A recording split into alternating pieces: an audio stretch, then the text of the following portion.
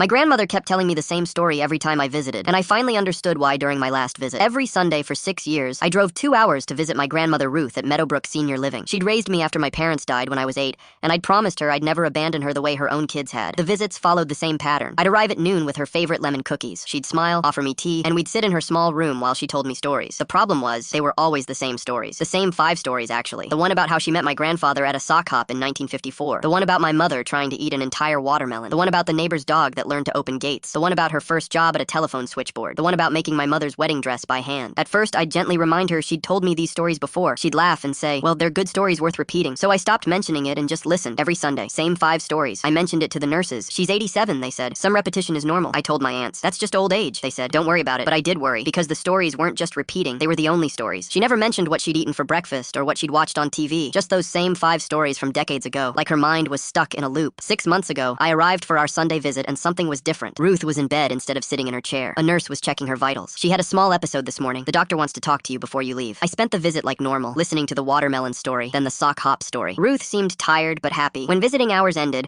I met with Dr. Patterson in his office down the hall. I'm not sure how much you know about your grandmother's condition, he started. My stomach dropped. What condition? Dr. Patterson looked confused. The facility didn't inform you? Ruth has advanced stage dementia. She's had it for at least 4 years. The room tilted. 4 years? I've been visiting every week. Nobody told me she had dementia. I apologize. There must have been a communication breakdown. He showed me imaging scans, explained the deterioration. I barely heard him. All I could think about was those 5 stories. Why does she only remember those specific stories? I asked. Dementia patients often retain long-term memories while losing short-term memory formation. Those 5 stories are probably the last strong memories her brain consolidated before the disease progressed. Everything after that, her brain can't hold on to, including you. What do you mean, including me? When you visit, your grandmother doesn't remember your previous visits. She doesn't remember you brought her lemon cookies every week for 6 years. To her, every visit is the first visit in a very long time. I felt sick. So when I leave and she says, please visit again soon, she thinks I won't. The disease has progressed significantly. We're estimating she has 6 to 8 weeks before she won't recognize faces at all. I went back to Ruth's room. She was awake, staring at the ceiling. When she saw me, she smiled. Oh, hello, dear. Are you here to visit? Grandma, it's me, your grandson. I visit every Sunday. She looked confused. That's so sweet of you. I don't get many visitors anymore. I pulled out my phone, showed her photos of us together. She looked at them like she was seeing a stranger. These are lovely, but I don't remember taking these pictures. I started crying. Ruth reached over and patted my hand. Don't cry, dear. Whatever's troubling you, it'll be okay. 4 weeks later, I arrived for my Sunday visit and found Ruth's room empty. A nurse was crying at the station. She passed peacefully last night. We tried to call you, but your number wasn't in the family contact list. Only your aunt's. I found out later that Ruth had asked for me in her final hours. Not by name, because she couldn't remember it. She described me as the kind boy who brings me lemon cookies. They called my aunts instead. Neither answered. I never got to say goodbye. But I'm grateful for those 6 years of Sundays when she told me the same 5 stories, because now I understand those weren't random memories she was stuck repeating. Those were the stories she chose to hold on to when her brain started letting everything else go. The day she met her soulmate, her daughter's childhood, small joys. Those were the stories that mattered most to her, and I got to hear them 312 times.